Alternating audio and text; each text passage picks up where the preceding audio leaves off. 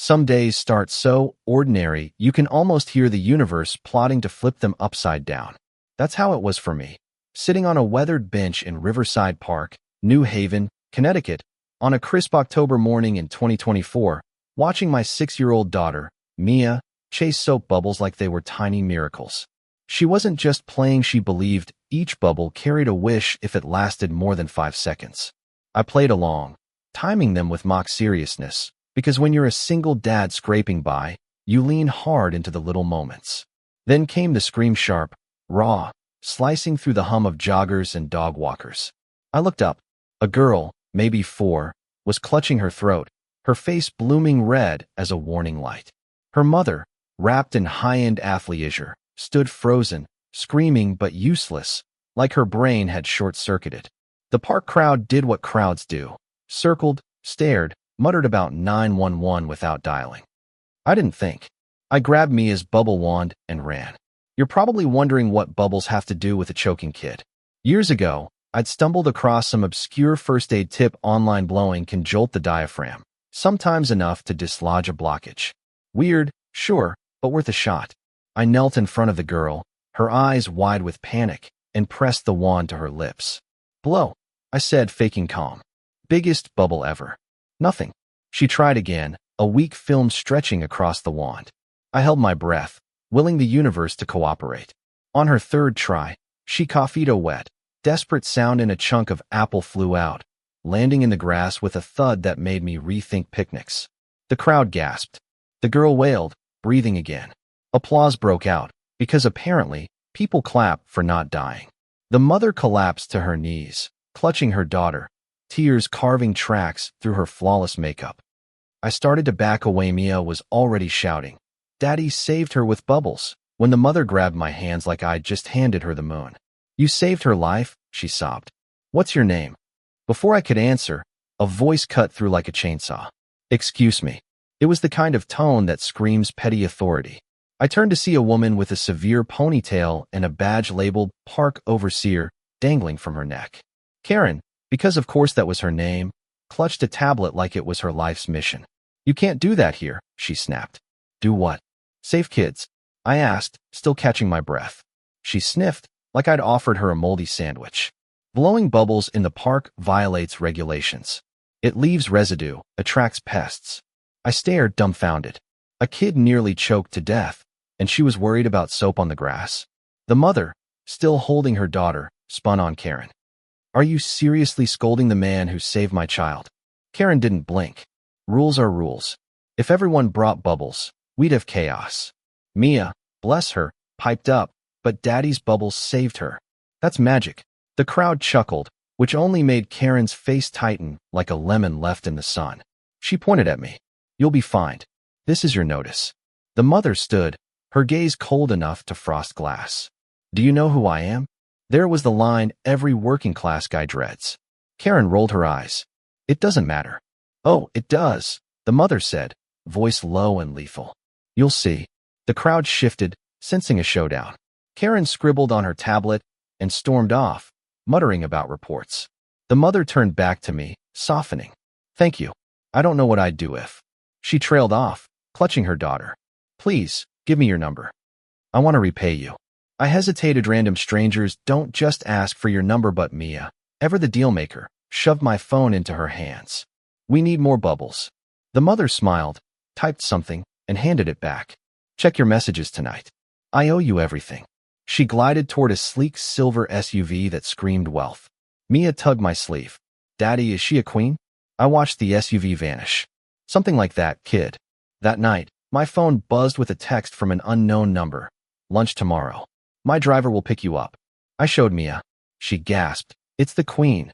I should have been excited, but something felt off, like I'd just stepped into a chess game without knowing the rules. The next day, a silver SUV pulled up outside my rundown apartment in Westville.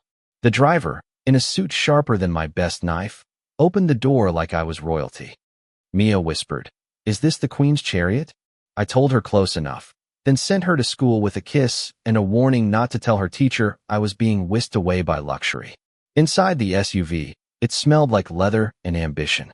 We stopped at a glass tower downtown, The kind of place that made my HVAC repair job feel like a lemonade stand. I was led to a private dining room with views of Long Island Sound. There she was, Samantha, the mother from the park. Less frantic now, but still dressed like she owned the skyline. She shook my hand with a grip that said she ran boardrooms, not playdates. "I'm Samantha," she said. "You saved my daughter's life." I shrugged. Pretty sure she did the heavy lifting. "I just brought the bubbles." Her lips twitched. "Modesty's rare. Without you, Ava wouldn't be here. I want to offer you something." I braced for a check, but she leaned forward. "A job." I blinked. "You don't even know what I do." She waved a hand. "You think fast, stay calm. I run tech firms, real estate, restaurants. I need people like you." I rubbed my neck. "I fix air conditioners and chase a 6-year-old. Boardrooms aren't my scene." She smiled faintly. "Not a boardroom. A job. Let me decide where you fit. For now, be available." That word available felt like a leash. Before I could push back, the door slammed open. "Go back to your office." He glared, muttered about security risks, and stormed out. Samantha sighed. "My son's protective. Ignore him. I want you on retainer." "Available? For what?" I asked, wary. Her eyes softened. "For Ava. For me. Life throws curveballs money can't fix. You can." She slid an envelope across the table. Inside was a check that could have paid my rent for a year. I started to protest, but she cut me off. "It's gratitude. And a start." I left dazed, the money heavy in my pocket. Mia saw it later and gasped. "Queen's treasure?" I nodded. "With strings, kid. Like balloons." The next morning, Karen was back, tablet in hand, looking like she'd rehearsed her speech in a mirror. "Mr. Carter," she sneered, "we need to talk about your behavior." I sighed.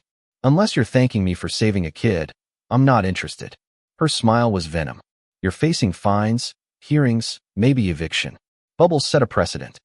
Next, it's kites, drones, chaos." I laughed, but it wasn't funny. "Civilization falls on kite day, huh?" She shoved a notice at me and left. My phone buzzed. "Samantha. Driver's coming at 2. Bring Mia." The SUV took us to a mansion outside Hartford, all gates and fountains, like something out of a movie. Mia whispered, "It's a castle." Samantha greeted us, Ava at her side. The girls bonded instantly, racing through gardens with butterfly nets. Samantha and I watched from a sunroom. "Ava doesn't get many playdates," she said. I nodded. "Not exactly a Chuck E. Cheese crowd." Then Ethan stormed in. "You brought him here?" he spat. I raised an eyebrow. "Yeah, I planned a choking just to crash your estate." His voice dropped to a hiss. "Stay away from my mother and Ava. You don't belong." I smiled. "Funny." Karen said the same thing. "You two should grab coffee." He glared and left. Later, a crash echoed. Mia and Ava stood in the foyer, a shattered vase at their feet probably worth more than my truck. Ava sobbed. "It was an accident." Samantha hugged her. "It's fine, sweetheart." Ethan materialized, livid. "This is what happens when you let strangers in." That vase was worth $600,000. I stepped in. "It was an accident. Nobody's hurt." He turned on Samantha. "He's reckless, mother." Mia clung to me, scared. Ethan had his excuse now. The next day brought 3 problems. Karen's eviction notice, Ethan's voicemail demanding I vanish, and Mia asking for another playdate. Then Samantha's driver delivered a note. "Ignore Ethan. Ava wants Mia. Meet tomorrow. Vase is insured." Relief hit, but Karen showed up again, waving her notice. "You think Samantha's money saves you? You don't belong here." I grinned. Ethan said the same. Coffee date.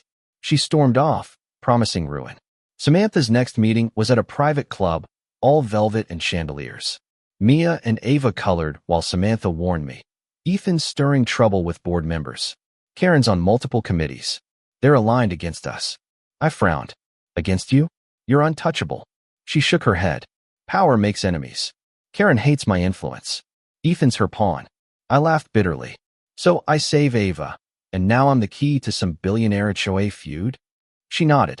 "Be careful. They're relentless." Days later, 2 men handed me a restraining order from Ethan, claiming I was a threat to Ava, exploiting Samantha's gratitude. At the hearing, Ethan's lawyer painted me as a conman. Karen smirked from the back. I told the truth. The park, the bubbles, the playdates. Ethan accused me of scheming. Then Samantha strode in, unannounced. "This man saved my daughter," she said, voice like steel. Ethan's claims are lies. The judge dismissed the order, but Ethan cornered me after. This isn't over. You're nothing. I smiled. Karen said that too.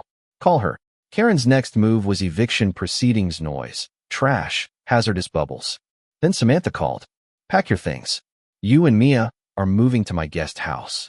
Pride screamed no, but Mia's plea, can we live in the castle, cracked me. The guest house was bigger than my apartment, and the girls became inseparable.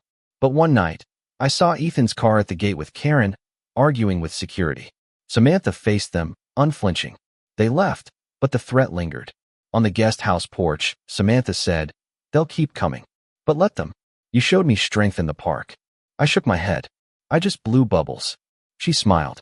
Sometimes that's enough to change everything. That night, I decided I wouldn't just survive Ethan and Karen. I'd outlast them. Humility unnerves entitlement. Kindness undermines control. A single dad with a bubble wand was their worst nightmare. And I had plenty of bubbles left.